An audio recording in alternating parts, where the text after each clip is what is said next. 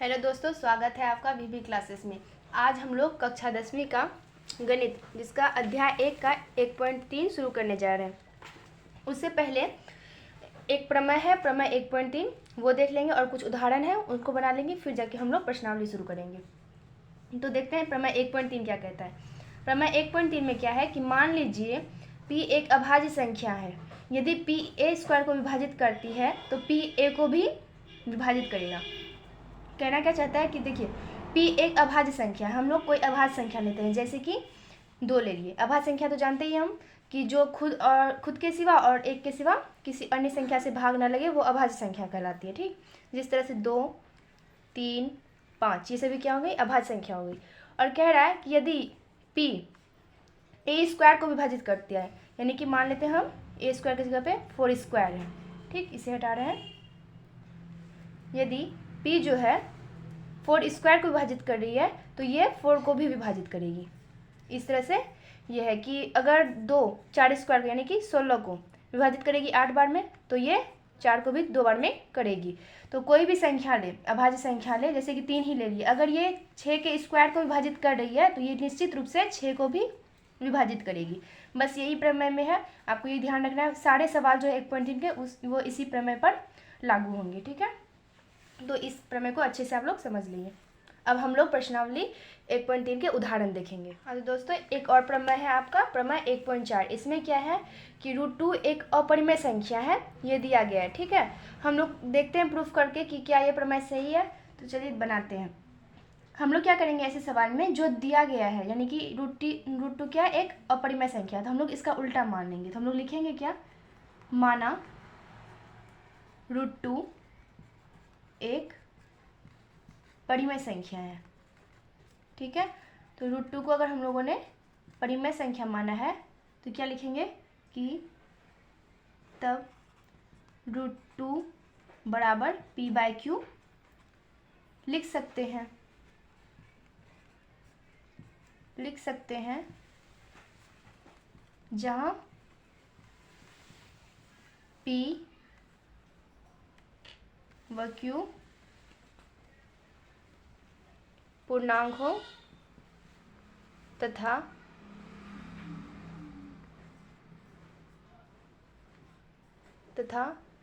q not equal to 0 हो। इसके साथ ही p व q का एक के अतिरिक्त अन्य कोई उभयनिष्ठ गुणनखंड ना हो। अन्य कोई उभयनिष्ठ गुणनखंड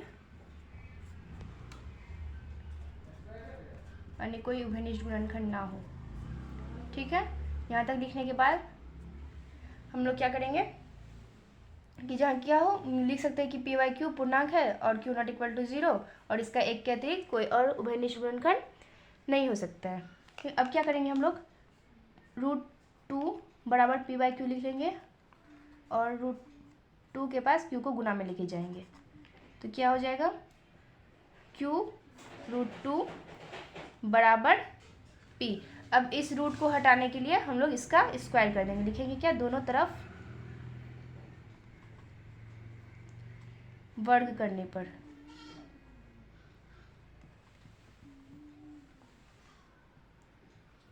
जब दोनों तरफ वर्ग करेंगे तो क्या हो जाएगा, q √2 का स्क्वायर और p का स्क्वायर।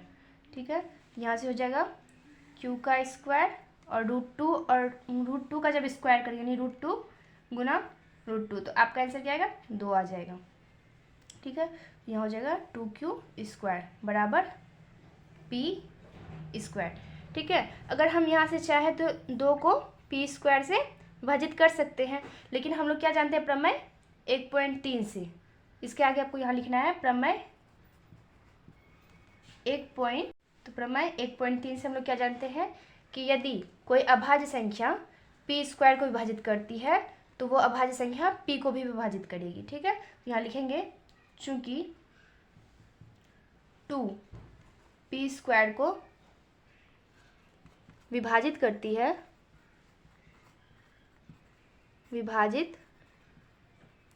है अतः 2 p को भी विभाजित करेगी, p को भी विभाजित करेगी। ठीक है, ठीक है। तो 2p² को विभाजित करती है तो 2 क्या करेगी, p को विभाजित करेगी। तो हम लोग क्या जानते हैं कि जब परिमेय संख्या होती है तो p और q दोनों सहभाज्य होते हैं, यानी इनका एक के अतिरिक्त, यानी संख्या जो एक है उसके अतिरिक्त कोई और उभयनिष्ठ गुणनखंड नहीं हो सकता है। लेकिन हम लोगों ने प्रूफ करके क्या निकाल दिया कि 2 जो है वो भी क्या कर रहा है, p को विभाजित कर रहा है, यानी कि p का एक दूसरा भी गुणनखंड है जो कि है 2।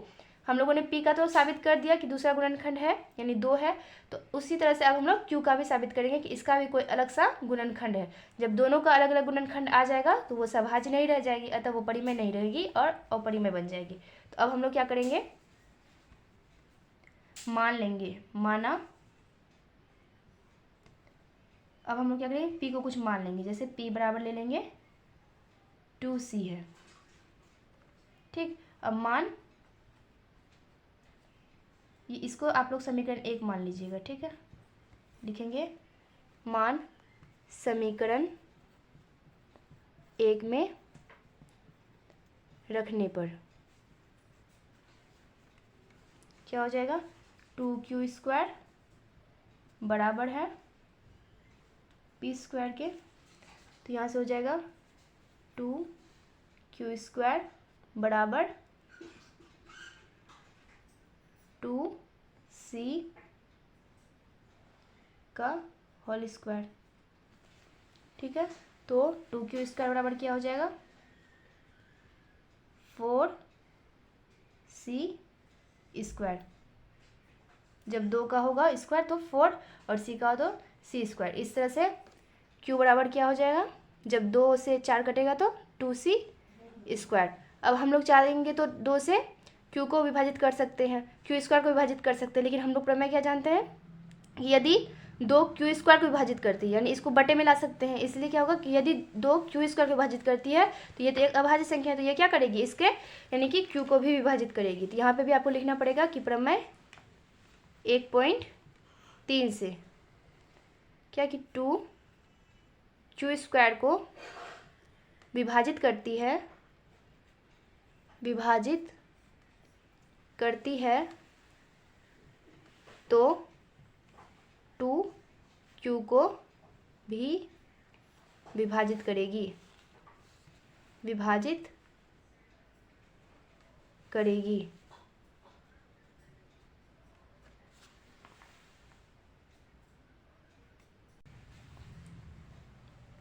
अब हम लोग क्या करेंगे कि हम लोगों ने सिद्ध कर दिया है कि p और q का हम लोगों ने एक अलग गुणनखंड क्या निकाल लिया है, 2 निकाल लिया यहाँ से सिद्ध करके कि 2 p को विभाजित करता है, और यहाँ से सिद्ध करके कि 2 q को भी विभाजित करता है। तो अब हम लोग क्या लिखेंगे, चूंकि परिमेय संख्या का केवल एक ही उभयनिष्ठ गुणनखंड होता है, लेकिन यहाँ एक अतिरिक्त गुणनखंड, यहाँ एक अतिरिक्त गुणनखंड 2 प्राप्त हो रहा है, 2 प्राप्त हो रहा है। अब यहाँ पे तो जगह नहीं है, अब मैं आपको मिटा के समझाती हूँ। इसको मैं हटा रही हूँ यहाँ से।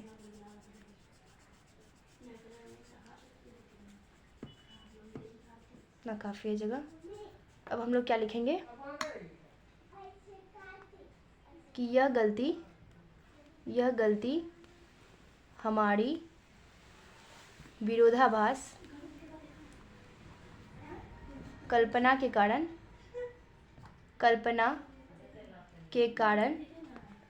प्राप्त हुई है। अतः यहाँ से करेंगे, अतः क्या हो जाएगी, √2 एक अपरिमेय संख्या है। ठीक है, समझ गए। अब इसी से जुड़ा हुआ सवाल भी आपके क्वेश्चन में आएगा कि यहाँ जैसे हम लोगों ने √2 को अपरिमेय संख्या सिद्ध किया, उसी तरह से आएगा आपको √3 का करने के लिए, √5 का करने के लिए, या इसके साथ जुड़ा हुआ कुछ अगर हो, जैसे 2 √5 3 + 3 √3, ऐसे सवाल हो, चाहे इसके साथ गुना में आ जाए, तो ऐसे सब सवालों को क्या करना है, आपको अपरिमेय संख्या सिद्ध करना है। काफ़ी ज़्यादा इंपॉर्टेंट क्वेश्चन है ये आपके एग्जाम में, तो इससे एक ना एक क्वेश्चन जरूर ही आता है कि √2 को या √3 को अपरिमेय संख्या सिद्ध करना है। ठीक है, तो आप लोग इस सवाल को एक बार खुद से बनाने की कोशिश कीजिएगा। अब हम लोग क्या करेंगे, इसका 1.4 प्रमेय हो गया है, अब इसके हम लोग उदाहरण देखेंगे। उदाहरण नंबर 9, उसके बाद उदाहरण 10 और उदाहरण 11। ठीक है, तो हम लोगों ने प्रमेय 1.3 और 1.4 को अच्छी तरह से समझ लिया है। अब हम लोग इनके जो उदाहरण बचे हैं उन्हें देखते हैं। उदाहरण नंबर 9 में क्या है कि √3 एक अपरिमेय संख्या है, यह सिद्ध करना है। जैसे हम लोगों ने प्रमेय 1.4 में √2 को सिद्ध किया था, तो क्या लिखेंगे, सबसे पहले माना कि √3 परिमेय संख्या है, उल्टा मान के चलेंगे और सीधा साबित कर लेंगे। ठीक है, तो क्या करेंगे कि माना कि √3 एक परिमेय संख्या है, तब √3 बराबर p/q लिख सकते हैं, क्योंकि जो परिमेय संख्या होते हैं उन्हें हम p/q के रूप में लिख सकते हैं। इसलिए लिखेंगे क्या, √3 बराबर p/q लिख सकते हैं, जहाँ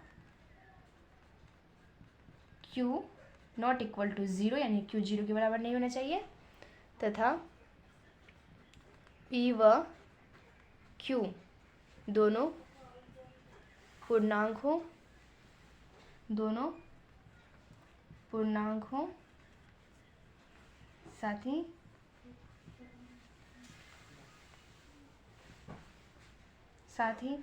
p व q सहभाज्य भी हो, सहभाज्य भी हो। सहभाज्य का मतलब जानते हैं कि इसका संख्या 1 के अतिरिक्त और कोई उभयनिष्ठ गुणनखंड नहीं आना चाहिए। लिख दीजिएगा, अर्थात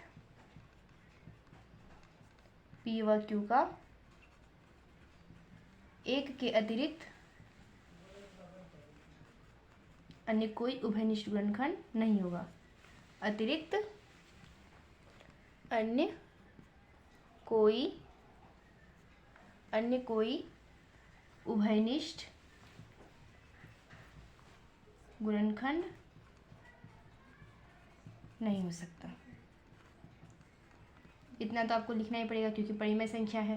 परिमेय संख्या को इस तरह से लिखना पड़ेगा कि p/q दोनों पूर्णांक हो और q नॉट इक्वल टू 0 हो, तथा p व q का 1 के अतिरिक्त कोई अन्य उभयनिष्ठ गुणनखंड न हो, अर्थात p व q क्या हो, सहभाज्य हो। ठीक है, तो अब हम लोग क्या करेंगे कि p व q तो परिमेय संख्या है, मतलब इसका 1 के अतिरिक्त कोई और उभयनिष्ठ गुणनखंड नहीं हो सकता, लेकिन हम लोग सिद्ध कर देंगे क्या कि इसका 1 के अतिरिक्त भी कोई उभयनिष्ठ गुणनखंड है, और तब ये अपरिमेय हो जाएगी। ठीक है, तो √3 बराबर लिखेंगे यहाँ, तब √3 बराबर p/q। ठीक है, q इसके साथ गुणा में आ जाएगा, तो क्या आ जाएगा, q √3 बराबर p, इसे q √3 बराबर p। अब हम लोग इस रूट को हटाने के लिए इसका स्क्वायर कर देंगे, दोनों तरफ लिखेंगे, दोनों तरफ वर्ग करने पर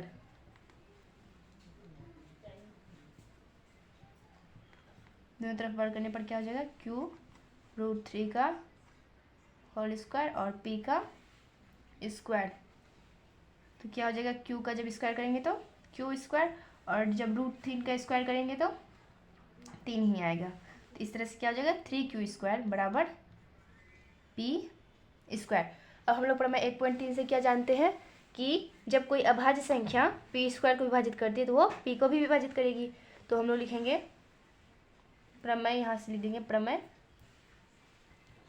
1.3 से क्या जानते हैं कि चूँकि 3p स्क्वायर को विभाजित करता है, अतः 3p को भी विभाजित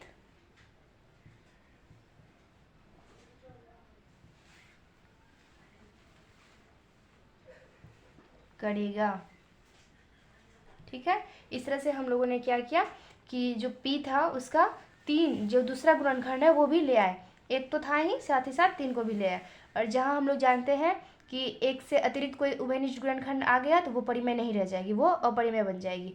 तो 3 तो अपरिमेय हो गई, इससे तो हम लोगों ने दूसरा गुणनखंड से सिद्ध कर दिया। अब q को भी हमें क्या करना है, एक अतिरिक्त गुणनखंड से सिद्ध करना है कि q का भी एक के अतिरिक्त कोई और उभयनिष्ठ गुणनखंड है, तब ये परिमेय अपरिमेय सिद्ध हो जाएगी। तो अब हम लोग क्या लिखेंगे कि माना p को कुछ मान लेते हैं और इसे हम लोग समीकरण 1 ले लेंगे, समीकरण 1।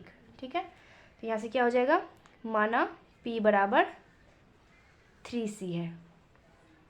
ऐसी संख्या लीजिएगा जिसको कि इधर आने पर कटा सके। ठीक है, तो p बराबर हम लोगों ने क्या किया, 3c मान लिया। अब क्या करेंगे, p का मान समीकरण 1 में रखने पर, p का मान समीकरण 1 में रखने पर क्या हो जाएगा, 3q² बराबर हो जाएगा p² के, वो तो है ही समीकरण 1 में। अब यहाँ मान रख देंगे 3q², p को हम लोगों ने क्या माना था, 3c, और इसका स्क्वायर हो जाएगा। ठीक है, तो 3q² बराबर क्या हो जाएगा, 3×3 9 और c का स्क्वायर। इस तरह से q² बराबर हो जाएगा 3c²। यहाँ पे भी वही बात हो गई, यहाँ अभाज्य संख्या और यहाँ q²। अब हम लोग फिर से लिख सकते हैं, चूँकि यहाँ प्रमेय 1.3 लिख दीजिएगा, प्रमेय 1.3 से। ठीक है, तो प्रमेय 1.3 से क्या हो जाएगा, चूँकि 3q² को विभाजित करता है,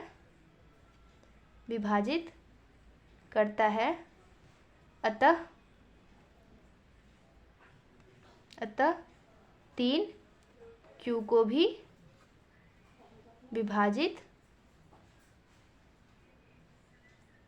करेगा। अब हम लोगों ने क्या किया, p का भी एक अतिरिक्त उभयनिष्ठ गुणनखंड 3 ले आए और q का भी एक अतिरिक्त उभयनिष्ठ गुणनखंड 3 ले आए, मतलब कि एक से अतिरिक्त उभयनिष्ठ गुणनखंड हम लोगों ने ले आया है। अब क्या लिखेंगे, यहाँ से मैं लिख के दिखाती हूँ आप लोगों को, बस दो में इसके आगे का जो लिखना है, तो यहाँ लिखेंगे चूँकि परिमेय संख्या का केवल एक उभयनिष्ठ गुणनखंड होता है, लेकिन यहाँ हमें एक अतिरिक्त गुणनखंड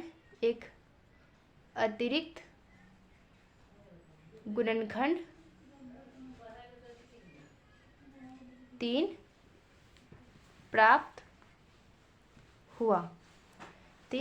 इसके आगे का जो लिखेंगे, मैं यहाँ से मिटा के दिखाती हूँ आप लोगों को, यहाँ से मैं आपको मिटा के दिखाती हूँ अब इसके आगे क्या लिखना है।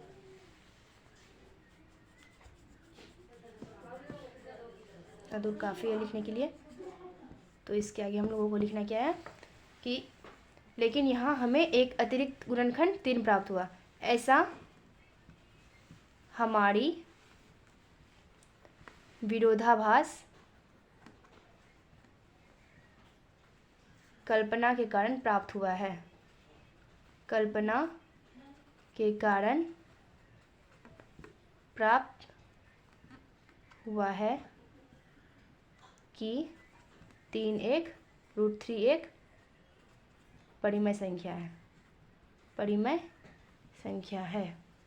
अतः लिख सकते हैं, अतः √3 एक अपरिमेय संख्या है। ठीक है, इस तरह से हम लोगों ने क्या किया कि √3 को अपरिमेय संख्या सिद्ध कर लिया। किस तरह से कि हम लोगों ने पहले मान लिया कि √3 क्या है, एक परिमेय संख्या, अतः इसे p/q के रूप में लिख सकते हैं, जहाँ p और q का सिर्फ एक ही उभयनिष्ठ गुणनखंड होगा और कोई नहीं हो सकता। लेकिन हम लोगों ने क्या किया कि इसे स्क्वायर सब करके एक अतिरिक्त गुणनखंड 3 ले आए, जो कि p को विभाजित करता है, यानी कि p का एक अतिरिक्त उभयनिष्ठ गुणनखंड 3 आ गया। उसी तरह से हम लोगों ने p को 3c मान लिया। अब हम लोगों ने जब इसका स्क्वायर किया तो 9c² आया, जिसे 3 से विभाजित करने पर 3c² प्राप्त हो गया। अतः ये जो 3 है ये एक अभाज्य संख्या है, और जब कोई अभाज्य संख्या q² को विभाजित करते हैं, हम तो ये 3 को यहाँ ला सकते हैं, लेकिन हम लोग तो प्रमेय जानते हैं कि चूँकि 3 जो है वो q² विभाजित करता है, अतः 3 क्या होगा, q को भी विभाजित करेगा। इस तरह से दोनों का एक अतिरिक्त गुणनखंड प्राप्त हो गया। हम लोग क्या कह सकते हैं, चूँकि परिमेय संख्या का केवल एक उभयनिष्ठ गुणनखंड होता है, लेकिन हमें यहाँ एक अतिरिक्त गुणनखंड 3 प्राप्त हुआ। ऐसा हमारी विरोधाभास कल्पना के कारण प्राप्त हुआ है कि √3 क्या था, एक परिमेय संख्या है, जो हम लोगों ने मान रखा था। अतः क्या साबित हुआ कि √3 एक परिमेय संख्या नहीं बल्कि एक अपरिमेय संख्या है। इस तरह से हम लोगों ने उदाहरण नंबर 9 को अच्छी तरह से कर लिया है। अब हम लोग अगले उदाहरण नंबर 10 को देखेंगे। हाँ, अब हम लोग क्या करेंगे, उदाहरण नंबर 10 को देखेंगे। उदाहरण नंबर 9 को हम लोगों ने अच्छे से समझ लिया है। उदाहरण 10 में क्या है कि दर्शाइए कि 5 - √3 एक अपरिमेय संख्या है। मैंने आपको बताया था कि ऐसे ही सवाल आएंगे जिसमें कि हम लोगों को अब क्या करना है कि √2, √3, √5 जैसी संख्याओं में किसी संख्या को घटाना हो, किसी संख्या को जोड़ना हो, या कोई संख्या गुना में हो, तो उसे अपरिमेय संख्या सिद्ध करना होगा। ठीक है, काफ़ी आसान सवाल है। अगर आप √2 और √3 को अच्छे से समझ गए होंगे तो इसे भी आप आसानी से समझ जाएंगे। तो हम लोग क्या करेंगे, सबसे पहले अपरिमेय संख्या सिद्ध करना है तो पहले परिमेय मान लेंगे। तो क्या लिखेंगे, माना, हल लिख दीजिएगा पहले आप लोग, हल, माना 5 - √3 एक परिमेय संख्या है। अतः 5 - √3 बराबर p/q लिख सकते हैं, जहाँ p व q पूर्णांक हो तथा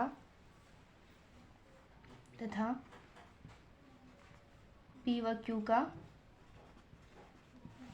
एक के अतिरिक्त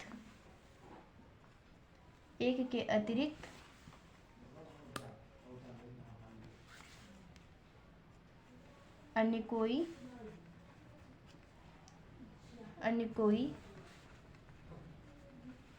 उभयनिष्ठ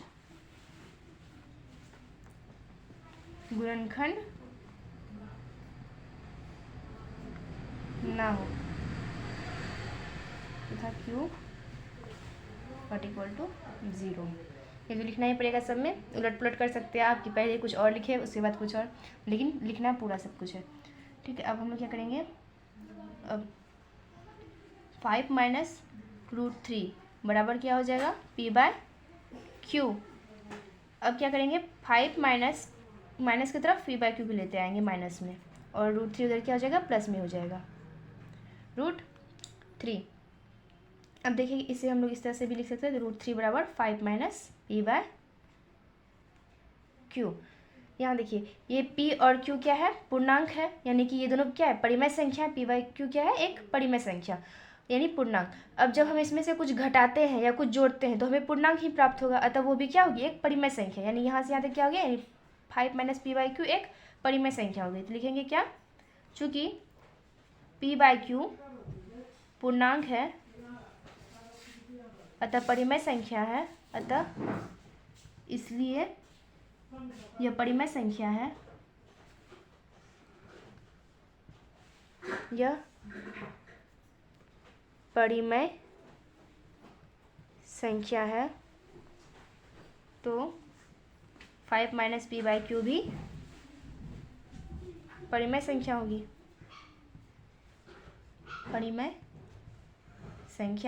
परिमेय संख्या है। ठीक है, अब यदि ये परिमेय संख्या है तो बराबर में तो √3 भी है, तो √3 भी परिमेय संख्या होनी चाहिए।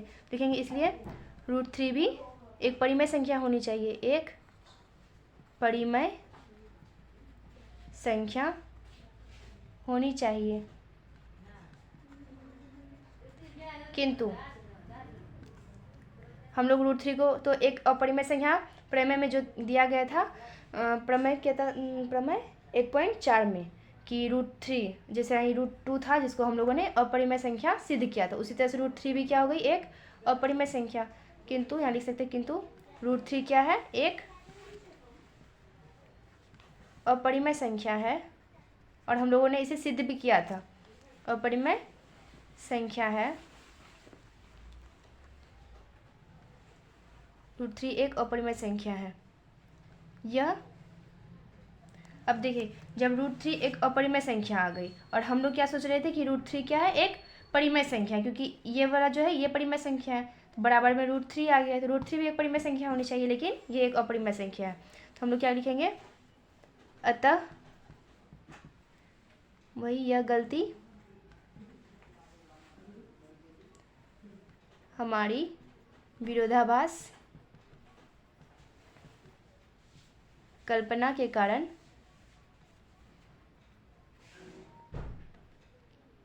कारण हुई कि 5 माइनस √3 एक परिमेय संख्या है।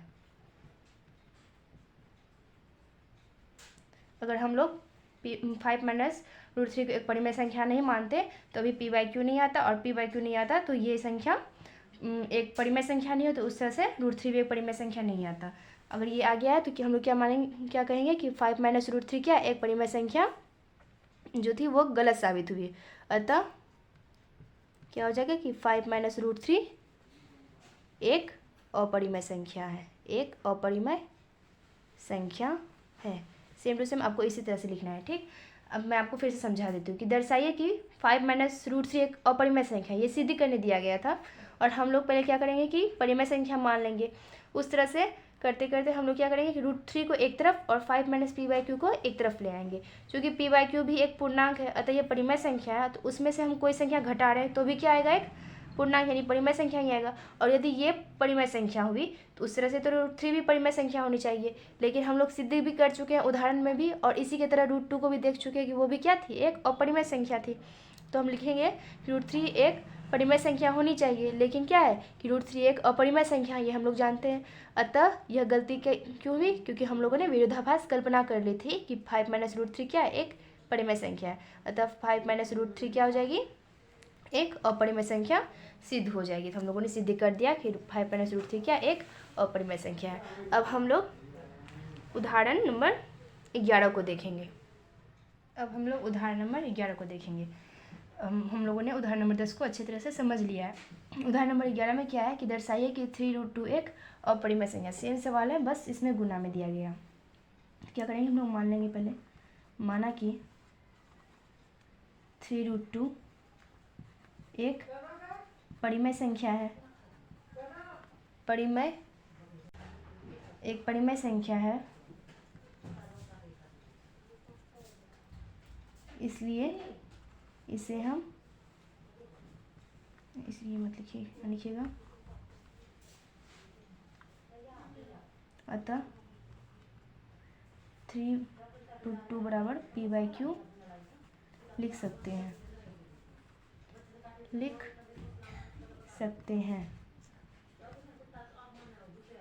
जहाँ p व q सहभाज्य हैं तथा p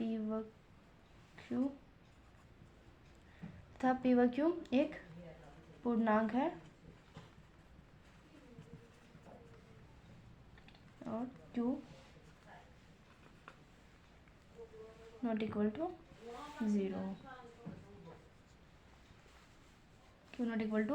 0 हो। अब क्या लिखेंगे कि 3√2 बराबर होगा p/q, ठीक है। अब हम लोग क्या करेंगे, इस तरफ √2 को रहने देंगे और 3 को नीचे लेते आएंगे, यानी कि √2 बराबर क्या हो जाएगा, p/3q। हम लोग क्या जानते हैं कि p/q तो एक पूर्णांक है, यानी परिमेय संख्या, उसके साथ कोई चीज़ गुना भी करेंगे तो क्या आएगा, पूर्णांक ही आएगा, यानी कि वो संख्या भी क्या हो जाएगी, खुद में एक परिमेय संख्या हो जाएगी, ठीक है। इसे अब गिरिएगा नहीं, बस मैंने समझाने के लिए इसे किया। तो अब क्या लिखेंगे, चूँकि p/q एक पूर्णांक है, चूँकि p/3q एक पूर्णांक है, अतः यह एक परिमेय संख्या है, अतः यह एक परिमेय संख्या है। अब अगर मैंने इसे परिमेय संख्या सिद्ध कर दिया तो इसका मतलब क्या है कि √2 भी क्या हो गई, एक परिमेय संख्या हो गई। तो क्या लिखेंगे, इसलिए √2 भी एक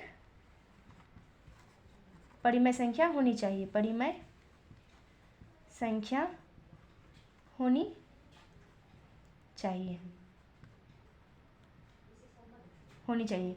किंतु हम लोग क्या जाने थे, प्रमेय 1.4 में कि √2 क्या है, एक अपरिमेय संख्या है।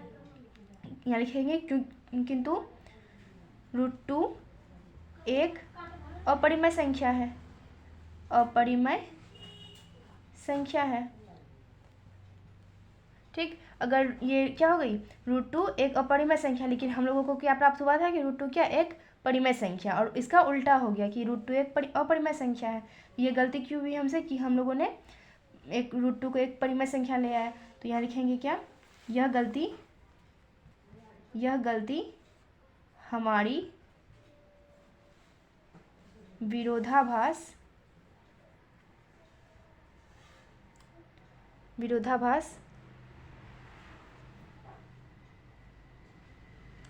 जो हमारी विरोधाभास कल्पना के कारण प्राप्त हुई है, कि हम लोगों ने कल्पना क्या कर ली थी, गलत कर ली थी। हम लोग क्या मान लिए थे कि 3√2 क्या है, एक परिमेय संख्या है, तभी p/q के रूप में लिख पाए और 3 को यहाँ पे ले आए, और ये भी एक परिमेय संख्या हो गई। और ये परिमेय संख्या हुई तो उस तरह से √2 को भी एक परिमेय संख्या होना चाहिए, लेकिन √2 क्या हो गया, एक अपरिमेय संख्या है। प्रमेय से हम जानते हैं कि √2 एक अपरिमेय संख्या है।